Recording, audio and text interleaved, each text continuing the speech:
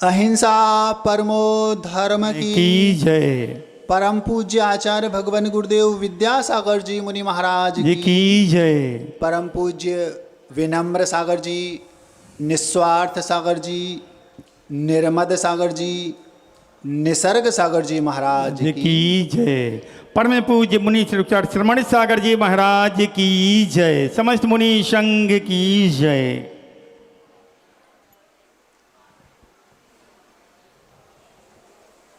मैं अकेला रहना चाहता हूँ। महाराज जी, 5-5 महाराज आपके साथ हैं, आपको साथ में रहने में कोई कष्ट है, ऐसा मैंने नहीं कहा। हमारे गुरुदेव आचार्य विद्यासागर जी महाराज ने एक पंक्ति कही थी, मोक्ष मार्ग अकेले का है, अकेले मैं नहीं। क्या कहा? मोक्ष मार्ग अकेले का है, अकेले में नहीं। महाराज जी, हम तो समझ रहे थे कि आपने कहा कि मैं अकेला रहना चाहता हूँ, मतलब अकेला विहार करके एकल विहारी होना चाहता हूँ। अगर आप ऐसा कह रहे हैं तो उसमें कई वर्तमान परिस्थितियों में दोष लगते हैं। क्या क्या? जैसे हम अकेले विहार करेंगे तो हो सकता है कि हम कभी अस्वस्थ हो गए, तो अस्वस्थ हो गए तो हमें अपने औषधि की व्यवस्था स्वयं करनी पड़ेगी, और स्वयं हम करेंगे तो हमारे जो ऐषणा समिति है, मतलब जो हम आहार लेते हैं, उसमें उद्दिष्ट का दोष लगेगा, क्योंकि सारी व्यवस्था हम अपनी स्वयं बनाएंगे। अब यदि दूसरा साथी है तो वो हमारी व्यवस्था बनाएगा, हमें कोई चिंता करने की ज़रूरत नहीं है। दूसरा ये दोष भी आता है कि अगर हम अकेले रहेंगे तो माना कि अचानक से कोई ऐसी परिस्थिति बन गई कि समाधि की स्थिति आ गई, अचानक कोई ऐसा एकदम अचानक बड़ा रोग आ गया, या कोई एक्सीडेंट हो गया, कुछ भी हो जाए, माना कि बादल ही फट गए, ऊपर गिर गया, या कोई बिजली गिर, कुछ भी हो जाए, तो हमारा जो साथी रहेगा वो हमारी कम से कम व्यवस्थित समाधि अंतिम समय में करा देगा। और यदि हम अकेले हैं तो कौन कराएगा? ये। इसके अलावा एक और कि यदि मान लो हमारे साथ कोई साथी नहीं है तो हो सकता है हम स्वच्छंद हो जाएं। स्वच्छंद हो जाएं मतलब जो हमारे आवश्यक हैं, हम जो अपने मूल गुणों में आवश्यकों का पालन करते हैं, उसमें हम शिथिल हो जाएं कि अरे अब कोई देखने वाला तो है नहीं, तो जो साथी रहता है उसका भय भी बना रहता है। ऐसे 50 दोष हैं जो अकेले विहार करने में होते हैं। एक जगह आगम में स्पष्ट लिखा, मेरा शत्रु भी क्यों ना हो, पंचम काल में एकल विहार ना करे, ऐसा लिखा। तो मैं अकेला रहना चाहता हूं, इसका मतलब ये नहीं जो मैंने आपको समझाया। मैं अकेला रहना चाहता हूं का मतलब ये है कि मैं सबके साथ रहकर भी अकेला रहना चाहता हूं। 5-5 महाराज हैं, पांचों दूसरों की नजरों में तो एक साथ रह रहे हैं, लेकिन वास्तव में हम सब अपने में रहते हैं, अकेले रहते हैं, क्योंकि मोक्ष मार्ग अकेले का है, अकेले में नहीं, इसलिए साथ में रहते हैं। ये मेरे कहने का मतलब था। अब हम अपनी बात आपके सामने रखते हैं। जगत का कोई भी ईश्वर आपको तीर्थंकर अथवा तीतर नहीं बना सकता। क्या कहा? जगत का कोई भी ईश्वर आपको ना तो तीर्थंकर बना सकता है और ना ही तीतर बना सकता है। तीतर समझते हो? तीतर मतलब एक त्रियंच गति का पक्षी, मायाचर्या से उसने मायाचारी की तो त्रियंच गति में गया, और त्रियंच गति में तो हजारों प्रकार के पशु पक्षी हैं। तो वैसे परिणाम किए जिन परिणामों से तीतर बना जाता है, तो वो तीतर बनेगा स्वयं के परिणामों से, और 16 कारण भावनाओं को भाएगा तो तीर्थंकर बनेगा। तो बनाने वाला कौन? तीतर अथवा तीर्थंकर बनाने वाला उसी के भाव परिणाम। कोई भी ईश्वर, महावीर स्वामी तीर्थंकर होकर भी चाहे कि मैं अपने शिष्य को तीर्थंकर बना दूं तो बना नहीं सकते। आचार्य विद्यासागर चाहे कि मैं श्रवण सागर को ये बना दूं वो बना दूं, बना नहीं सकते। कौन बनाएगा? हमारे ही भाव हमें तीर्थंकर अथवा तीतर बनाएंगे। गुरु भी चाहे तो अपने शिष्य को अपने अनुसार बना नहीं सकता। आज अगर आचार्य श्री चाहें कि हम इसको गुणस्थान दे दें तो गुणस्थान नहीं दे सकते। गुणस्थान चढ़ा कैसे जाता है ये तो बता सकते हैं। इसी बात को लेकर एक छोटी सी बात याद आई तीतर से। जब हम लोग बचपन में पढ़ा करते थे विद्यालय में, तो वहाँ पर एक पहेली आती थी हिंदी में, तीतर के दो आगे तीतर, तीतर के दो पीछे तीतर, आगे तीतर पीछे तीतर, बतलाओ तुम कितने तीतर। तो उस समय बुद्धि कम थी तो हम लोग तुरंत बोलते थे 5, क्योंकि एक तीतर के आगे 2 हैं तो 2 आगे हो गए, और 2 पीछे हैं तो 2 और 2 4, और एक बीच का है तो 5। लेकिन उसका उत्तर 3 है। क्यों? क्योंकि तीतर के 2 आगे तीतर मतलब जो पीछे वाला है उसके 2 आगे हैं, और तीतर के 2 पीछे मतलब जो आगे वाला है उसके 2 पीछे हैं।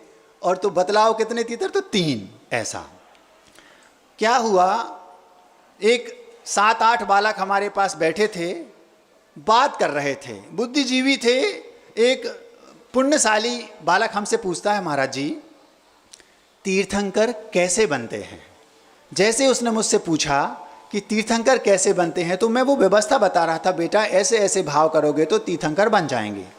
तत्वार सूत्र में एक सूत्र आता है, दर्शन विशुद्धिर विनय संपन्नताशील वृत्ति सनति चारो भीक्षण संवेगौ शक्ति तस्त्याग तपसी साधु समाधिर वैयावृत्तकरण मरहद आचार प्रवचन भक्तिरस आवश्यक परिहाणर मार प्रभान प्रवचन वत्सलति तीर्थकरत्वस्य। एक सूत्र आता है, इस सूत्र में 16 कारण भावनाएं हैं। उन भावनाओं को भाने से जीव तीर्थंकर बनता है। ये मैंने उन बच्चों को बहुत विस्तार से बताया, और बताने के बाद वो बालक अपने अपने घर चले गए।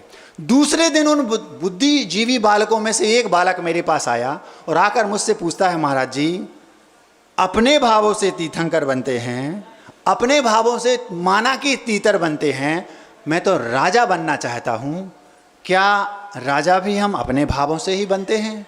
जब उसने ये प्रश्न पूछा, बालक छोटा सा था लेकिन प्रश्न बड़ा था, तो मैंने सोचा इसका उत्तर सभा में दिया जाए, क्योंकि मैं चाहता हूं कि आप सब राजा बन जाएं। तो उसको आपके सामने रखता हूं।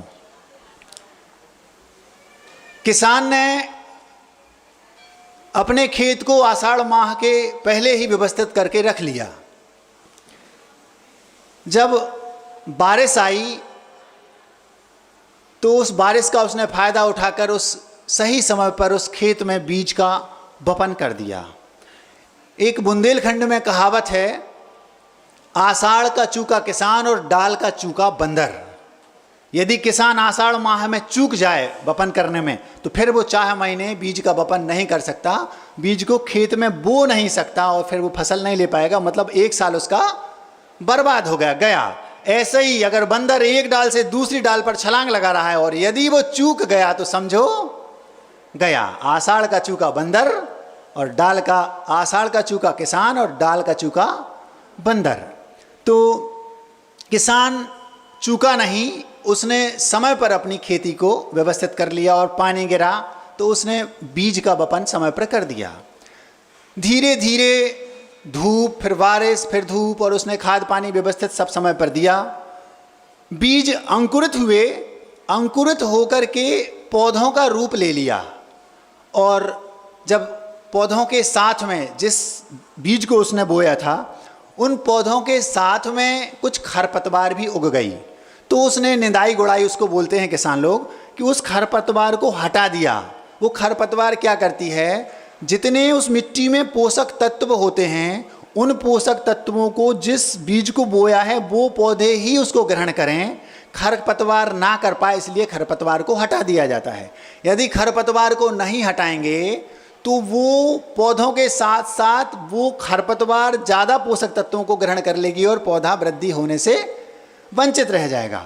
जैसे सरकार ने कोई योजना निकाली कि इन हितग्राहियों को ये चीज़ ऐसे ऐसे तरीके से देना है, तो होता क्या है, हितग्राही हो गए वो पौधे, लेकिन खरपतवार उसमें से 90% खा जाती है और उन हितग्राहियों के खाते में केवल 10% जाता है। बात समझ में आ गई? सरकार ने कहा कि जो गरीब हैं उनको 1-1 क्विंटल गेहूं माना की देना है। लेकिन वो गेहूं उन गरीबों के हाथ तक, हितग्राहियों के पास पहुंचते पहुंचते तक खरपतवार के माध्यम से 90% तो खा लिया जाता है, 10% ही उन हितग्राही पौधों के पास पहुंचता है। इसलिए इस खरपतवार को उखाड़ कर किसान फेंकता है। समाज में भी यदि ऐसी खरपतवारें उगी हैं तो आप लोगों का कर्तव्य है कि उनको उखाड़ कर फेंक दें, नहीं तो पौधे वृद्धि होने से रुक जाएंगे। अब खरपतवार को हटा दिया किसान ने, धीरे धीरे धीरे धीरे वो पौधे बड़े हुए और बड़े हुए, समय आ गया उनमें फूल लगने का, फूल भी लग गए, फल भी उनमें आ गया, और फल आने के बाद एक दिन ऐसा आया कि फसल पक करके तैयार हो गई। मैं आपको ये बता रहा हूँ कि राजा कैसे बनते हैं। अगर आप ये पूछते, वो बालक मुझसे पूछता कि महाराज जी महाराज कैसे बनते हैं, तो मैं उसको तुरंत गुरुदेव विद्यासागर जी के पास भेज देता, सिरपुर जाओ बेटा, एक श्रीफल लेके गुरुदेव के चरणों में चढ़ा देना, वो आपको महाराज बना देंगे। लेकिन उसने ये नहीं पूछा कि महाराज कैसे बनते, उसने ये पूछा महाराज जी तीर्थंकर मुझे नहीं बनना, अभी मुझे महाराज नहीं बनना, मुझे तो राजा बनना है। राजा मतलब जैसे माना कि गांव का राजा सरपंच, जिले का अथवा आपके नगर का राजा, अभी अभी जो चुनाव हुए ना मेयर, महापौर, प्रदेश का राजा सीएम और देश का राजा पीएम, राष्ट्रपति आदि। तो राजा कैसे बनते हैं ये उसका क्वेश्चन था, मैं उसका उत्तर दे रहा हूँ। महाराज जी ये उत्तर तो आपको नहीं देना चाहिए, क्योंकि आप तो मोक्ष मार्ग की बातें करने वाले हैं, आपको तो मोक्ष मार्ग की बातें करना चाहिए। तो मैंने इसलिए उत्तर देना उचित समझा कि यदि आपको ये विश्वास हो गया कि अपने ही भावों से तीर्थंकर बनते हैं, अपने ही भावों से तीतर बनते हैं और अपने ही भावों से राजा बनते हैं, तो एक दिन आपके मन में ये क्वेश्चन जरूर उठेगा, और इन क्वेश्चन का उत्तर आपको यदि सटीक मिल गया और वो आपके जीवन में वैसा घटित हुआ, तो एक दिन आपके मन में ये भाव जरूर उठेगा कि महाराज जी ये बताओ कि भगवान कैसे बनते हैं। और जिस दिन आपको विश्वास हो गया कि हाँ महाराज जो बताएंगे उससे भगवान बन सकते हैं, तो आप उस राह पर चलेंगे और भगवान बन जाएंगे। इसलिए मैं बता रहा हूँ कि राजा क्यों बनते हैं, नहीं तो हम लोग राजा बनना पसंद नहीं करते बताना, क्योंकि हम तो पहले से महाराजा हैं। अब जब फसल पककर तैयार हो गई और किसान ने उसको सूख भी गई और उसको काटा, और कटाई करने के बाद सारी फसल को खेत से निकालकर खलिहान में ले गया। खलिहान उसको बोलते हैं, किसान अपने खेत से फसल को काटकर जहां रखकर उसको भूसे से दाने को अलग करता है, थ्रेस करता है, थ्रेसिंग करता है जिसको बोलते हैं, उसको बोलते हैं स्थान को खलिहान। तो उसने खलिहान में अपनी फसल को रखा और दूसरे तीसरे दिन उसने जो थोड़ी बहुत उसमें नमी रह जाती किन्हीं किन्हीं पेड़ों में, तो उसको वो उस खलिहान में फैला देता है ताकि पूर्णता से सूख जाए। फिर उसके बाद उसकी थ्रेसिंग करता है। अचानक दूसरे दिन उसको थ्रेसिंग करनी थी, अचानक रात्रि में उस फसल में आग लग गई। आप लोग सुन रहे हैं? जैसे ही फसल में आग लगी, देखते ही देखते सारी फसल जलकर खाक हो गई। एक भी पौधा, एक भी दाना, कुछ भी नहीं बचा, तृण भी एक ऐसा नहीं बचा जो जल के खाक ना हुआ हो।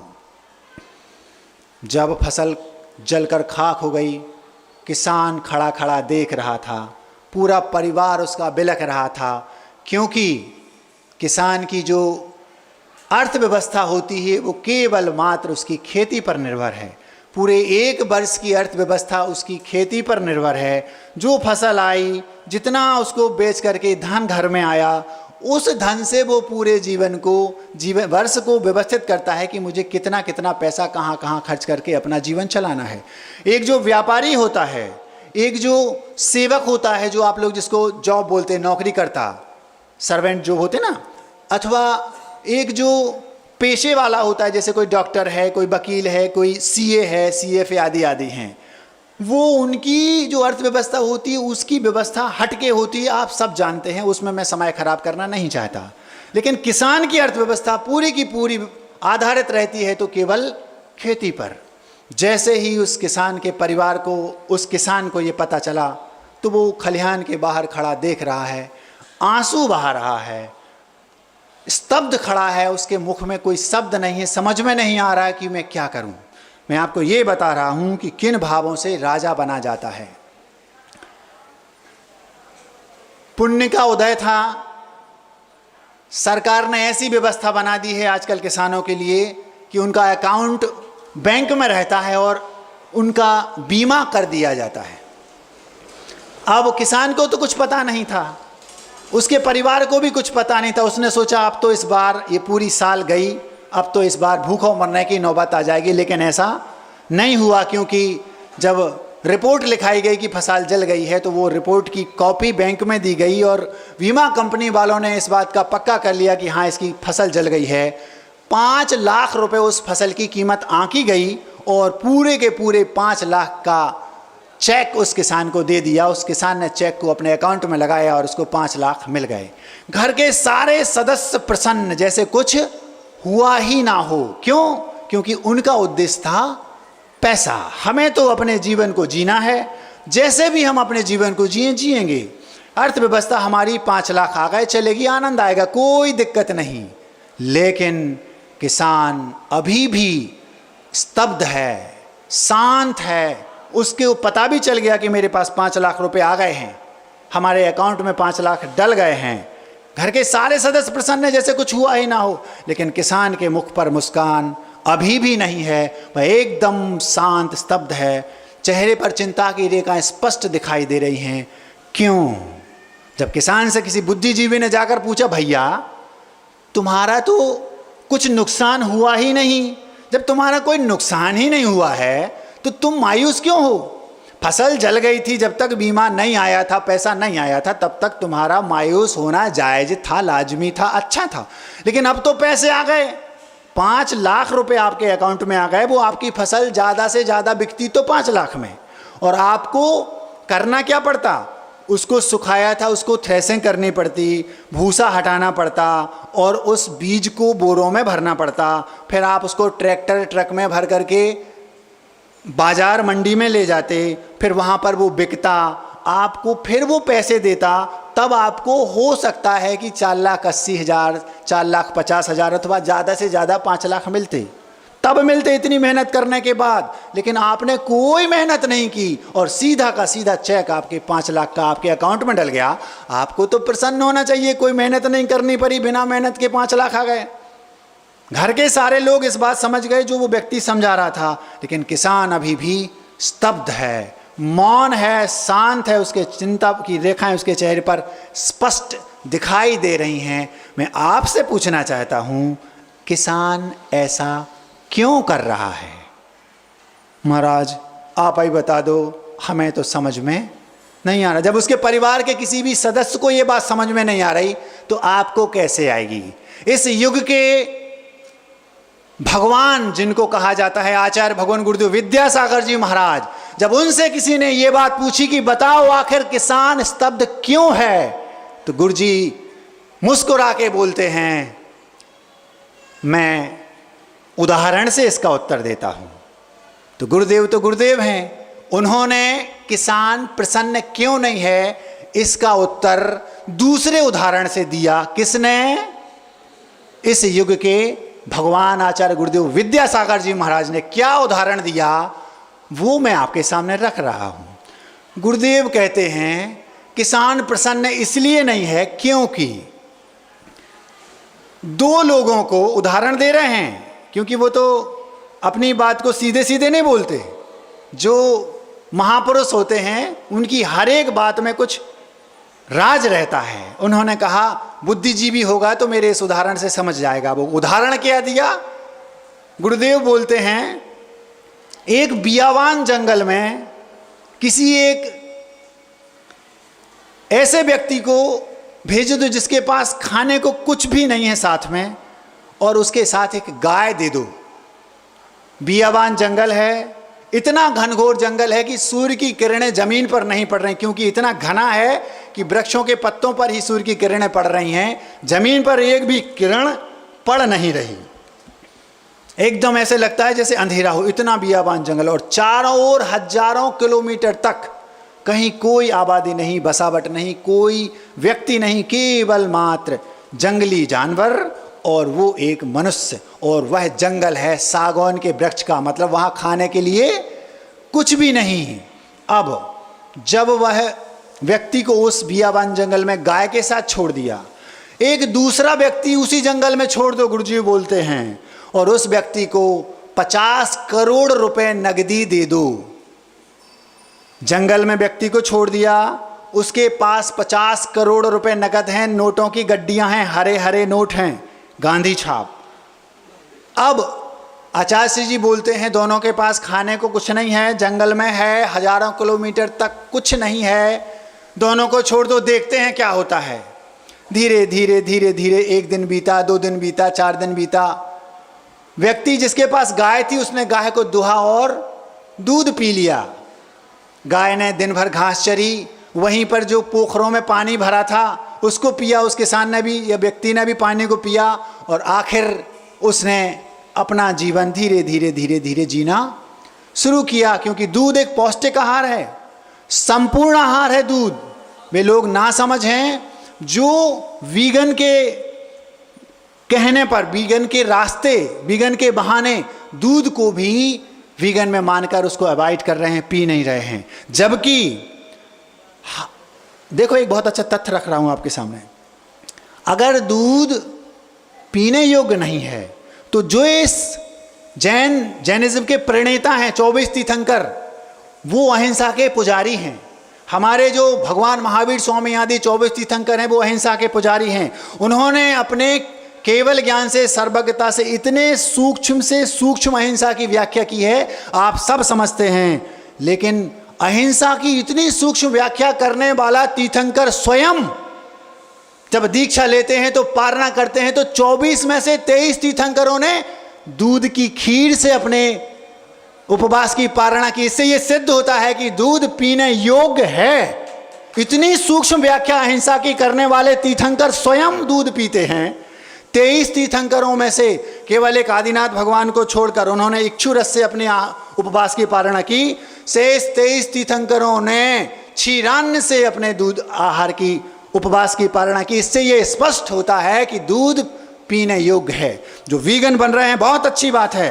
वीगन वो कहा जाता है जो पार्ट ऑफ एनिमल जिसको बोलते हैं, किसी भी पार्ट को नहीं लेना, लेकिन दूध को छोड़कर, क्योंकि वो शाकाहार है। हमारे तीर्थंकरों ने लिया है।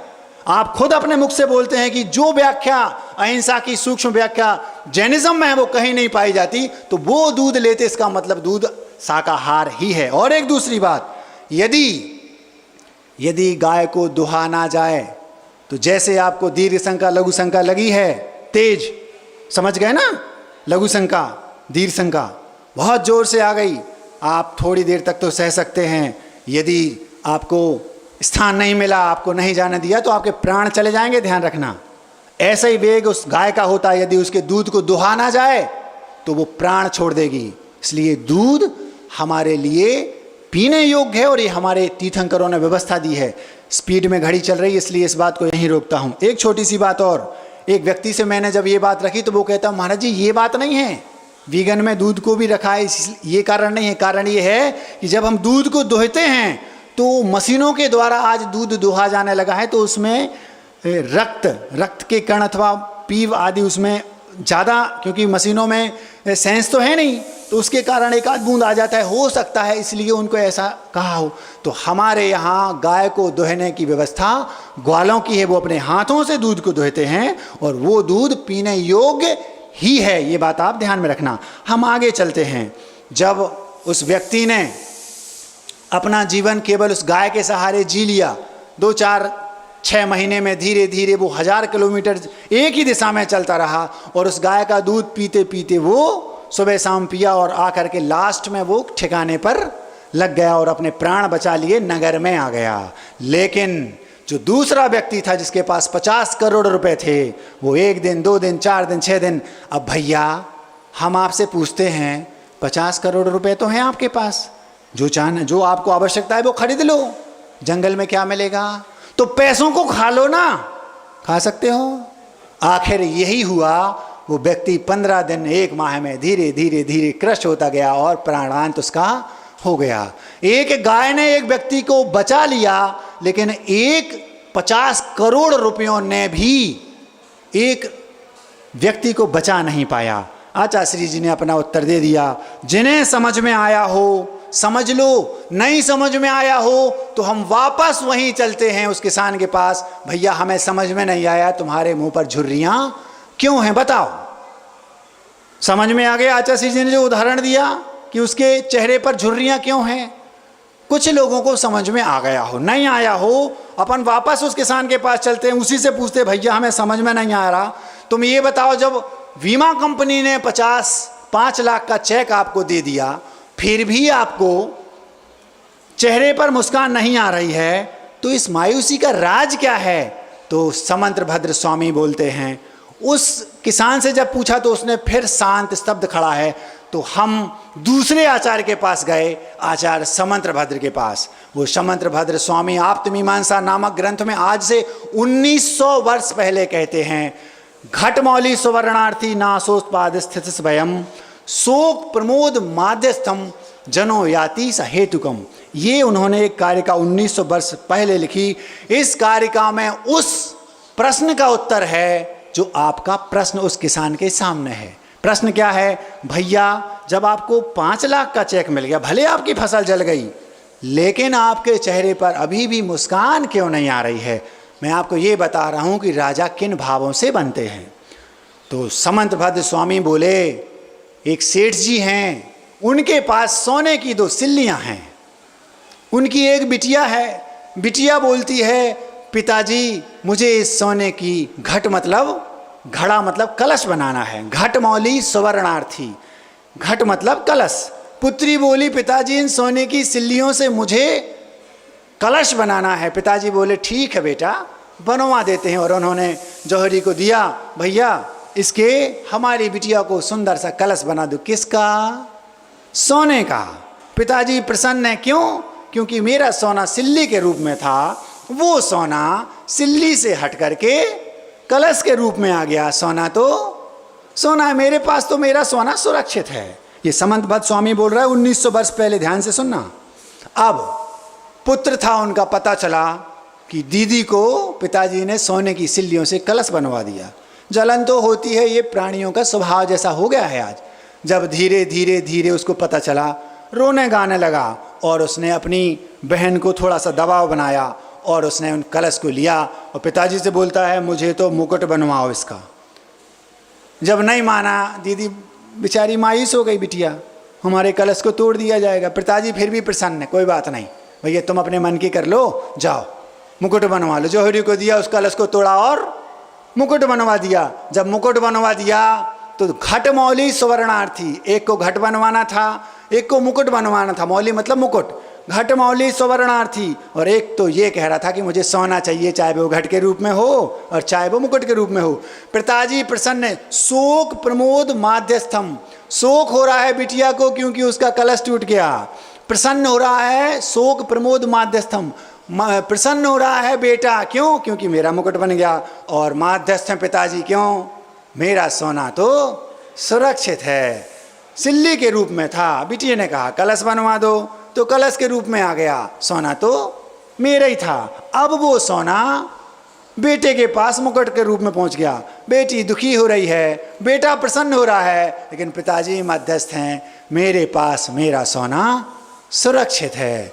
अब भी अगर आपको समझ में नहीं आया तो हम वापस चलते हैं उसी किसान के पास। भैया अपने मुंह से बता दो। गुरुदेव के मुख से इस प्रश्न का उत्तर दिलवाया कि किसान प्रसन्न क्यों नहीं है। माना कि फसल जल गई, जल जाने दो, लेकिन 5 लाख का चेक मिल गया, आप प्रसन्न होइए। जब आपको बात समझ में नहीं आई कि किसान के मुख पर झुर्रियां क्यों हैं, तो गुरुदेव के मुख से कहलवाया। उन्होंने एक उदाहरण दे दिया, कुछ को समझ में आया, कुछ को नहीं आया। तो हम समंतभद्र स्वामी के पास गए, उन्होंने दूसरा उदाहरण दे दिया, कुछ को समझ में आया, कुछ को नहीं आया। अब सबको समझना है, हम फिर उस किसान के पास चलते हैं। भैया बताओ, तुम्हारा पूरा परिवार प्रसन्न है, तुम प्रसन्न क्यों नहीं हो? तो किसान अभी भी स्तब्ध खड़ा है। चाहे तो तीसरे आचार्य के पास ले जा सकते हैं, लेकिन इसलिए नहीं ले जाएंगे, आपकी घड़ी तेज चल रही है। अब वह किसान के पास जाकर बोले, भैया समय ना लगाओ, सीधा बता दो आप प्रसन्न क्यों नहीं हो।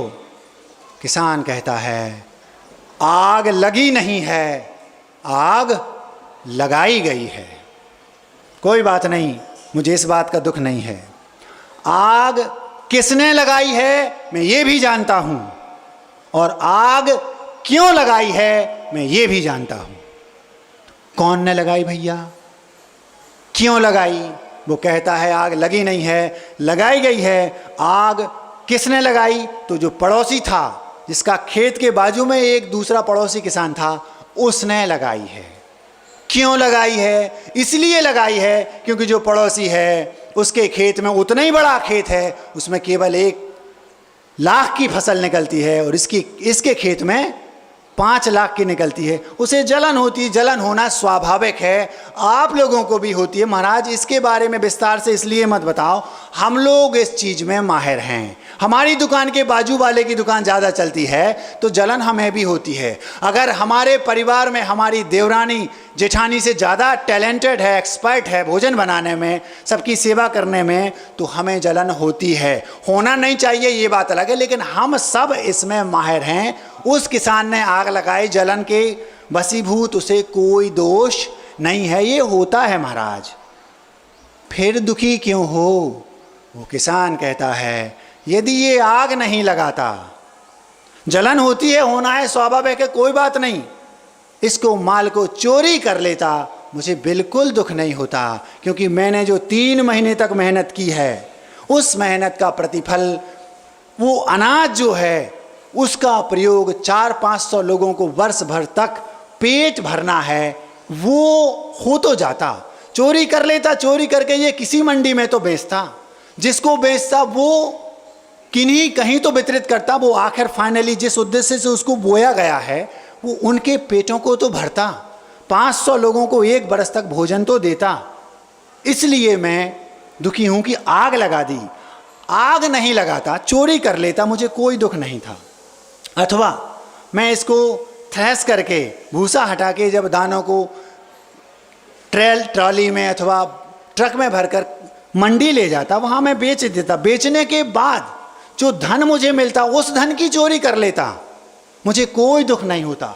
उस धन में आग लगा देता, मतलब वो 5 लाख जो उसे मंडी में माल बेचने के बदले में मिलते, उन 5 लाख को ये चुरा लेता, मेरे सामने इसमें तेल डाल के आग लगा देता, मुझे दुख नहीं होता। लेकिन इसने माल में ही आग लगा दी, मुझे दुख इसलिए हो रहा है। वो मेरी 3 माह की अथक परिश्रम, जिस उद्देश्य से मैंने इसको बोया था कि ये जीवों के प्राणों की रक्षा करेगा, उस उद्देश्य को इसने नष्ट कर दिया। उस किसान के भाव जो थे वो वसुधैव कुटुंबकम के थे। उसका ये मानना था धन वो नहीं है जो पैसा है। यदि पैसा धन होता तो जंगल में जो गुरुदेव ने उत्तर दिया, 50 करोड़ रुपए उसकी जान नहीं बचा पाए। धन वो है जो गाय थी, उस गाय ने उसके प्राण बचा लिए। वास्तविक धन वो है, ये गुरुदेव का कहना है। यही उसने कहा, यदि वो घट और मौली वाला, अगर उसकी भावना केवल इतनी सीमित रहती, ये ही मेरा घर है, मेरी बिटिया और मेरा बेटा। उस जो समंतभद्र स्वामी ने उत्तर दिया, यदि उस सोने की सिल्ली का मुकुट नहीं बनाते, उस सोने की सिल्ली के कलश नहीं बनाते और उस सोने की सिल्ली को समुद्र में फेंक देते, तो वो सेठ जी दुखी होते। लेकिन वो दुखी क्यों नहीं हुए? कहीं भी रखो, सोना तो मेरे पास है।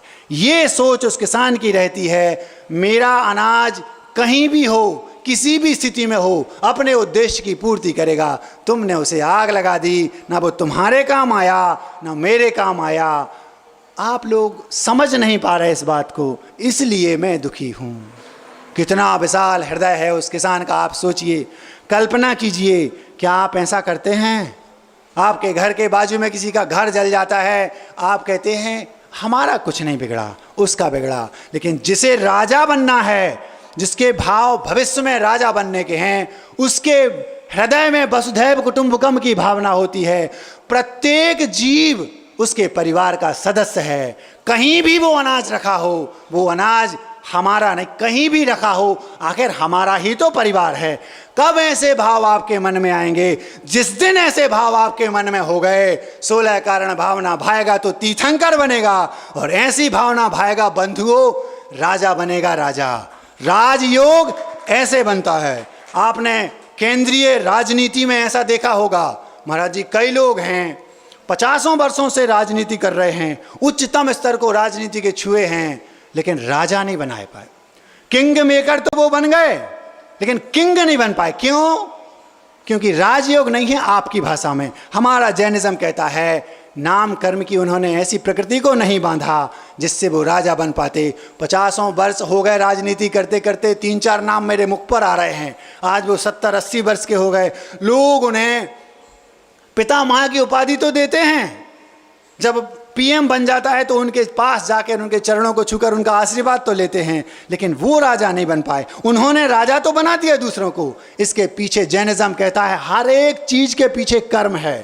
तीर्थंकर की भी बनेगा तो कर्म से, अपने ही कर्म से, और तीतर बनेगा तो भी अपने ही, और राजा भी बनेगा तो भी अपने ही निर्मित कर्मों से। कोई भी ब्रह्मांड का ईश्वर आपको ना राजा बना पाएगा, ना मुख्यमंत्री बना पाएगा, ना प्रधानमंत्री बना पाएगा, ना तीर्थंकर बना पाएगा, और ना ही तीतर बना पाएगा। राजयोग जिसको आप बोलते हैं वो उनका नहीं है। आप अगर चाहें राजा बनना तो वसुधैव कुटुंबकम की भावना रखिए, सबके साथ ऐसी भावना रखिए कि सब हमारे ही परिवार के हैं।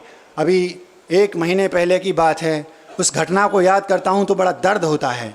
ये सोचता हूँ, हम लोग सतना में थे, कोई एक जैन परिवार था, वो प्रिंटिंग प्रेस था उनका, और 4-5 लोगों ने ईर्ष्या बस, जलन बस, द्वेष बस रात्रि में घुस करके उनकी उस पूरे प्रेस में आग लगा दी। 50 लाख का माल जलकर खाक हो गया। सुबह वो पूरा परिवार बिलख रहा था।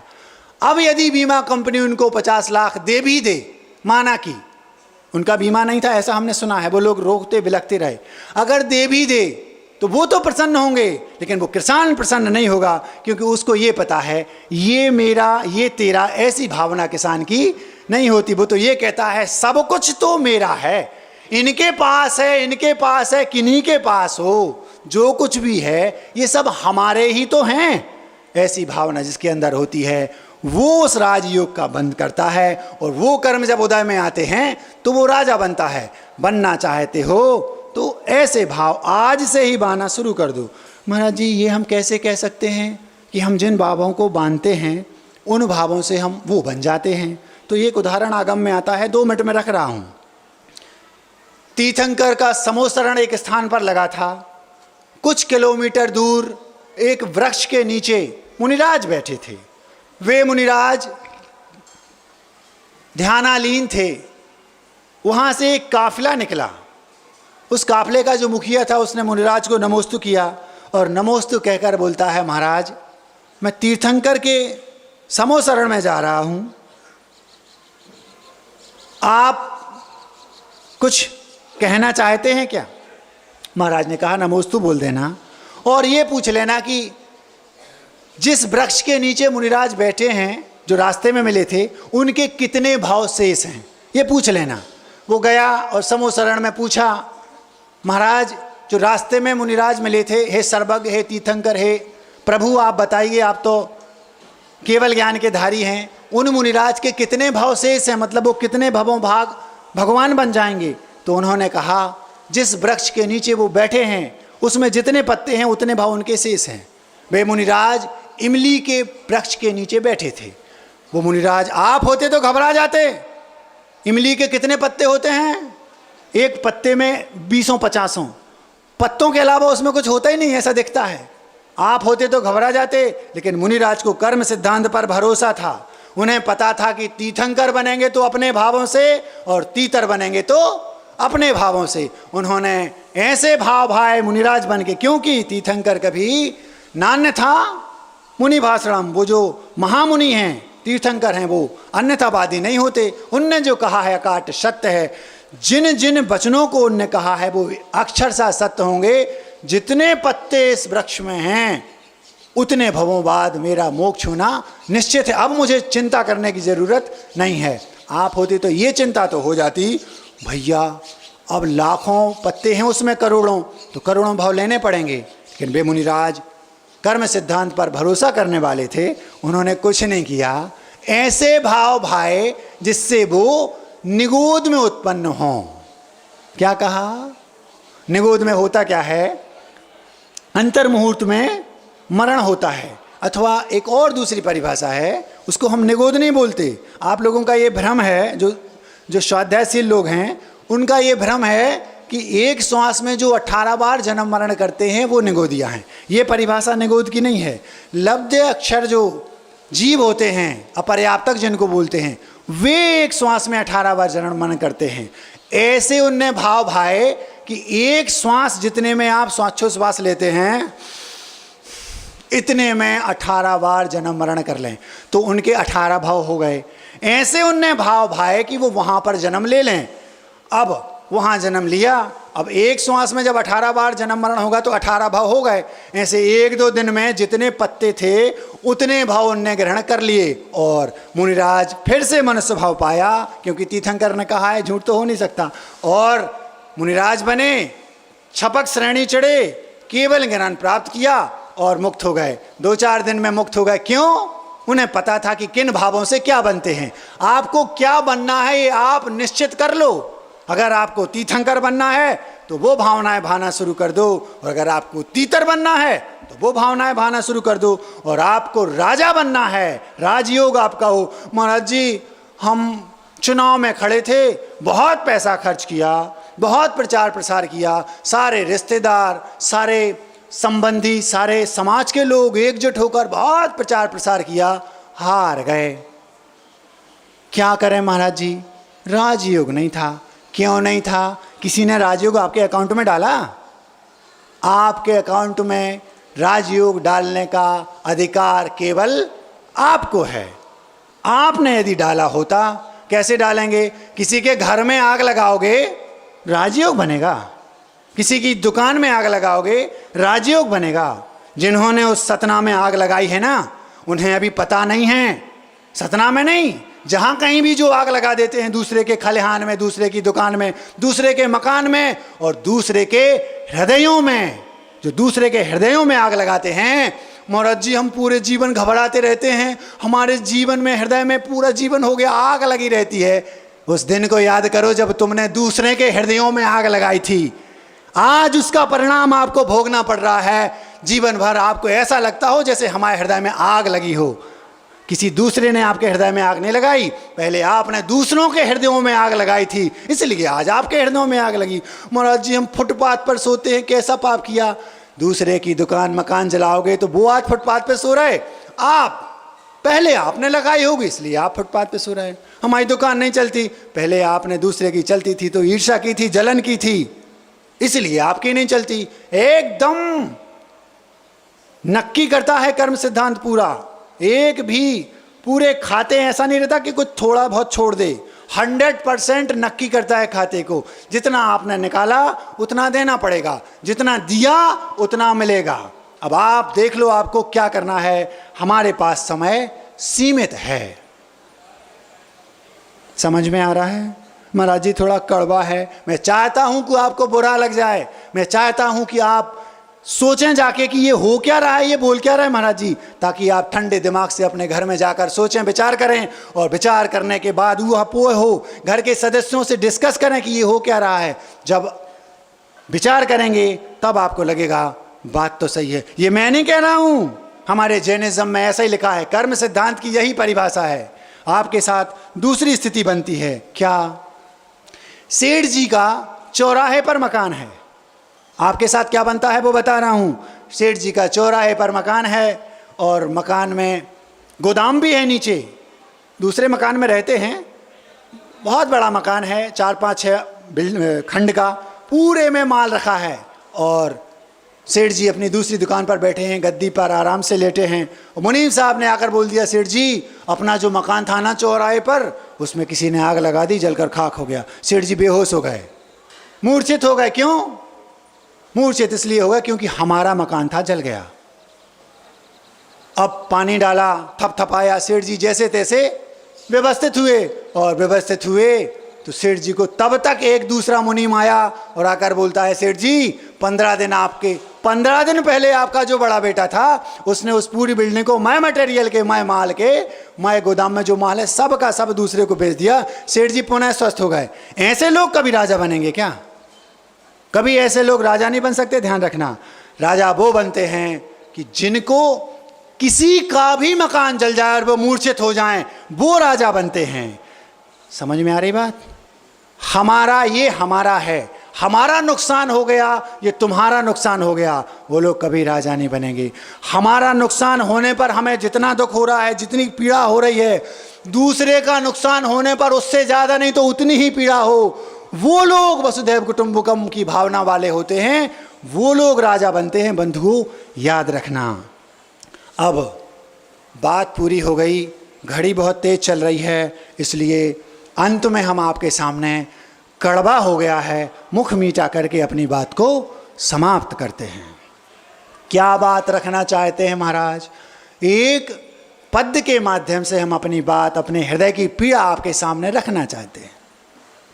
महाराज जी, हिंदी में रखना अथवा अंग्रेजी में रखना, हम ना हिंदी में रखेंगे ना अंग्रेजी में रखेंगे। हमने सुना है खजुराहो बुंदेलखंड है, तो बुंदेली में रखेंगे। सुनोगे? शीर्षक है, जैन साहब तुम जौका कर रहे। शीर्षक है, जैन साहब तुम जौका कर रहे। दिन में खाना, मंदिर जाना, छान के पीना, मान कभी ना। क्या कहा? दिन में खाना, मंदिर जाना, छान के पीना, मान कभी ना। जे जैनी के पहले लक्षण, सारे लक्षण ताक पे धर रहे। जैन साहब तुम जौका कर रहे। जैनी होने के ये सामान्य लक्षण हैं। दिन में खाना, मंदिर जाना और छान के पानी पीना, ये 3 जैनी के सामान्य लक्षण, प्राथमिक, इसको बोलते हैं बिल्कुल प्राइमरी, जिसको आप बोलते हैं KG1 KG2 बोलते हैं ना, ये बिल्कुल प्राथमिक लक्षण है 3। इसके ऊपर की बातें तो बहुत बड़ी हैं। यदि कोई अपने आप को जैन कहता है तो उसका पहला कर्तव्य है कम से कम वो मंदिर तो जाए, पूजा करे ना करे वो बाद की बात है, और पानी छान के पिए और रात में भोजन ना करे। ये उसके प्रमुख लक्षण हैं, मतलब सिंबल हैं ये, यूं समझ लो जैनिज्म के। दिन में खाना, मंदिर जाना, छान के पीना, मान कभी ना, ये जैनी के पहले लक्षण, सारे लक्षण ताक पे धर रहे। जैन साहब तुम जौका कर रहे। 10 पे उठना, 2 पे सोना। 10 बजे उठ रहे हैं और 2 बजे सो रहे हैं। अब जब आप 10 बजे उठोगे तो मंदिर कब जाओगे? फिर पूजन की तो बात ही छोड़ो महाराज, ये तो पुराने जमाने की बातें हैं। 10 पे उठना, 2 पे सोना, महंगा जीवन सो के खोना। इतना मुश्किल, इतना मेहनत से ये मनुष्य जीवन मिला है, आपको पता नहीं है। जिस दिन आप स्वर्ग में जाओगे ना, मान लो कि पहुंच गए अच्छे कर्मों से, वहां आपको पता चलेगा देवताओं का राजा इंद्र मनुष्य बनने के लिए तरस रहा है। आश्चर्य मुझे इस बात का होता है कि आप लोग इंद्र बनने के लिए तरस रहे हो। बताओ कितनी बड़ी विडंबना है ये। आप इसलिए तरस रहे हो कि मुझे इंद्र बनना है, और इंद्र इसलिए तरस रहा है भगवान एक बार मैं मनुष्य बन जाऊं, दीक्षा लेके केवल ज्ञान प्राप्त करके इस संसार से मुक्त हो जाऊंगा। मुझे समझ में नहीं आता, आपको कौन समझाएगा? क्योंकि गुरुओं के पास किताबों को, शास्त्रों को खोलने का, मंदिर जाने का आपके पास समय नहीं है। कभी ये क्वेश्चन उठा आपके दिमाग में कि ऐसा क्यों होता है महाराज? महाराज हमारे पास समय नहीं है। आपकी आप जानो, लेकिन जैन हैं हम, ये थोड़ा ध्यान रखो। आगे चलते हैं। 10 पे उठना, 2 पे सोना, महंगा जीवन सो के खोना। जो जब मन में आया खाया, कर्मों से बिल्कुल नहीं डर रहे। जैन साहब तुम जौका कर रहे। दिन में 10 पे उठना, 2 पे सोना, महंगा जीवन सो के खोना। जो जब मन में आया खाया, कर्मों से बिल्कुल नहीं डर रहे। जैन साहब तुम जौका कर रहे। सत्य बोलना, सही तौलना। तौलना समझते हो?